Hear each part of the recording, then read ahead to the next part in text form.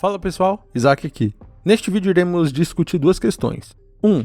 Por que os anéis élficos perderam seus poderes após a derrota de Sauron, se ele nunca os tocou? E 2. De onde vinha exatamente os poderes mágicos destes anéis? Começando pela última pergunta, sabemos com certeza que o poder desses anéis élficos não vinha de seu criador, do elfo Celebrimbor. E temos tanta certeza disso porque mesmo depois de 3.000 anos após sua morte, os anéis seguiam funcionando normalmente. Mas os anéis élficos de fato perderam seus poderes após a derrota de Sauron? Sim, isso nos é dito tanto nos livros quanto nos filmes. Aspas para o Silmarillion. Na melhor das hipóteses, caso os inimigos de Sauron o descobrissem e o destruíssem, de todo modo, porém, os poderes dos três iriam se extinguir, e tudo que era mantido por eles desaparecer. Com isso, seria o crepúsculo dos elfos e teria início o domínio dos homens. Esse trecho do Silmarillion é praticamente replicado por Galadriel ao fim do terceiro filme nos Portos Cinzentos. Chegou a hora para o domínio dos homens. O poder dos três anéis acabou.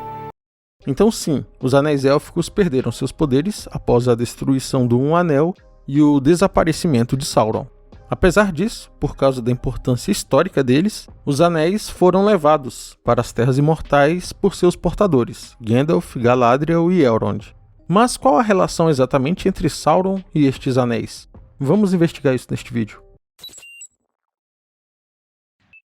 Primeiro, precisamos entender como os anéis élficos foram criados, porque embora Celebrimbor tenha sido um elfo extremamente habilidoso, o segundo maior artesão do Legendário, ele não sabia como criar anéis de poder inicialmente.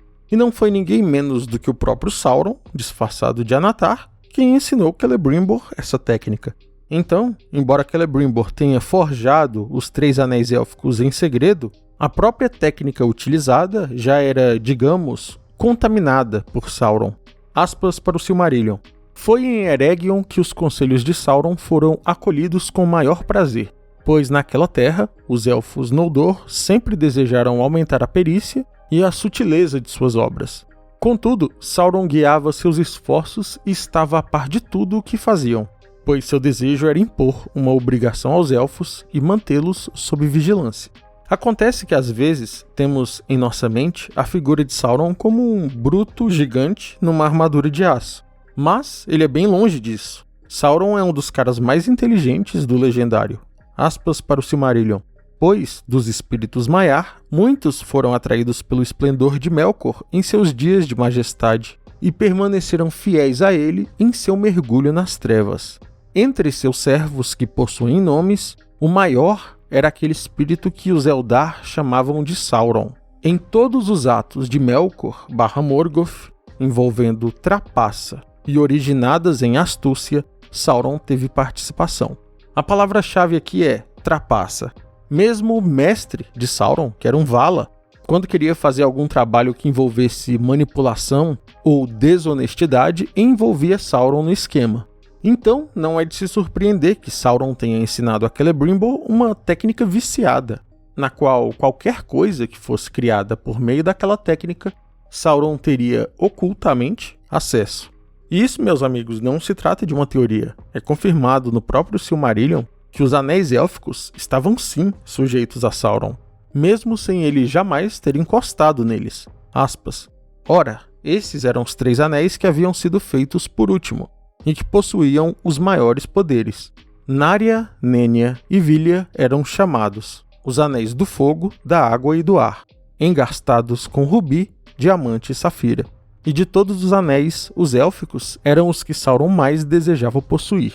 No entanto, Sauron não conseguiu obtê-los, pois eles haviam sido entregues nas mãos dos sábios que os esconderam e nunca mais os usaram abertamente, enquanto Sauron manteve o anel governante.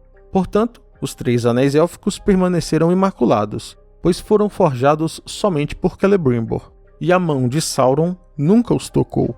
Contudo, os anéis élficos também estavam sujeitos a um anel.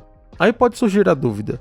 Tá, mas se os anéis élficos estavam sujeitos a Sauron, como nós vemos Gandalf e Galadriel os utilizar livremente?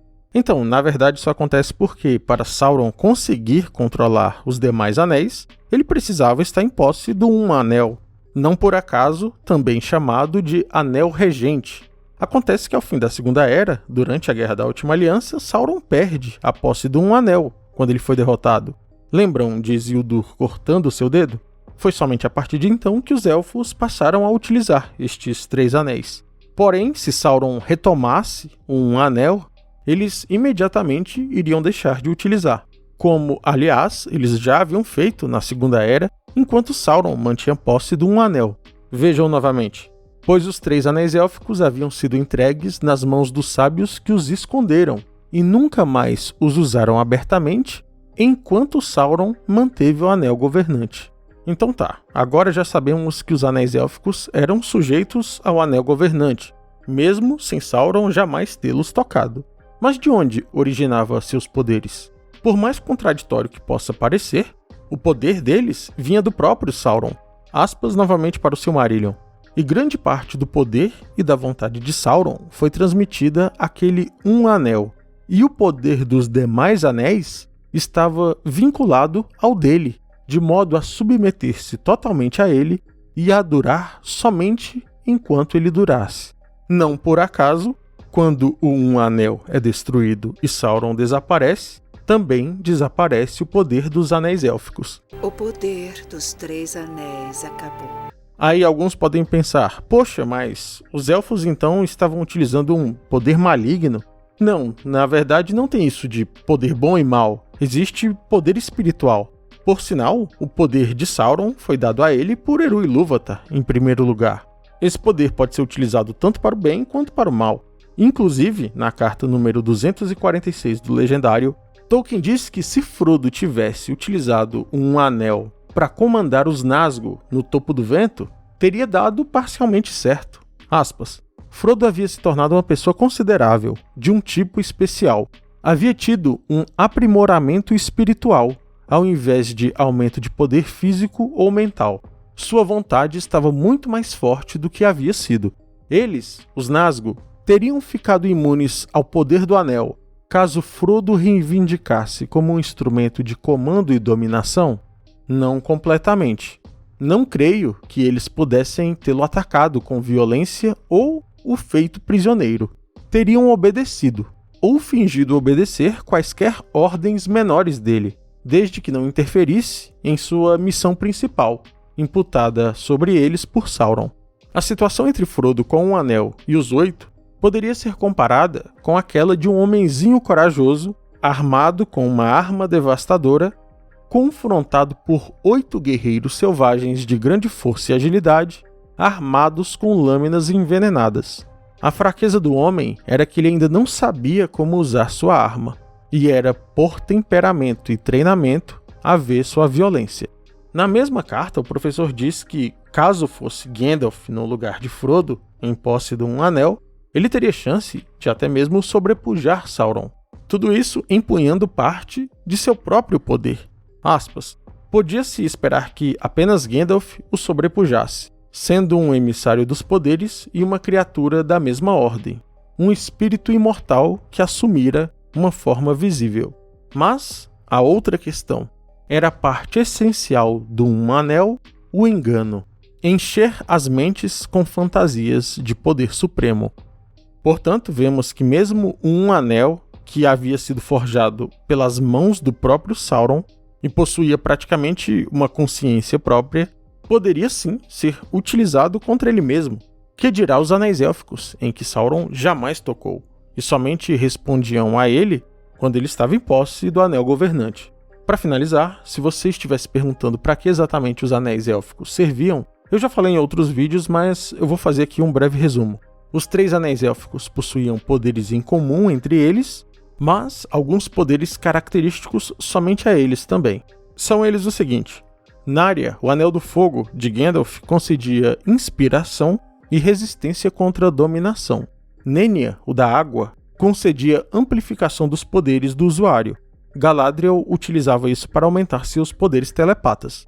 E Vilya, o Anel do Ar, utilizado por Elrond, possuía o poder da preservação, que ele utilizava para melhorar suas habilidades de cura. Já o poder em comum que os 3 anéis possuíam era o seguinte: Aspas mais uma vez para o Silmarillion. Quem os portasse poderia afastar os estragos do tempo e adiar o cansaço do mundo. O que Tolkien quis dizer com isso? Afastar os estragos do tempo? Adiar o cansaço do mundo? Em resumo, ao contrário dos humanos, os elfos não estão destinados a morar na Terra-média, e sim nas Terras Imortais. Porque na Terra-média as coisas estão destinadas a envelhecer e morrer, e eles são imortais. Com isso, o próprio mundo começa a os considerar antinaturais e passa a os rejeitar, e isso traz diversos malefícios. Um exemplo mais claro é o dos Nazgûl. Eles fizeram o caminho inverso, porque os homens estão destinados a morrer e encontrar o Criador, mas os Nazgûl artificialmente prolongaram suas vidas por meio dos anéis. Por causa disso, eles desvaneceram e perderam até suas formas físicas. Para evitar que um efeito semelhante ao que ocorreu com os Nazgûl se abatesse sobre os elfos, tanto Elrond quanto Galadriel utilizavam seus anéis para, entre aspas, atrasar o tempo no interior de seus reinos e arredores. Feito este contexto, releiam o trecho como faz mais sentido. Quem os portasse poderia afastar os estragos do tempo e adiar o cansaço do mundo. Exatamente por isso, os elfos vão embora da Terra-média quando seus anéis param de funcionar, pois eles não poderiam mais adiar os estragos do tempo.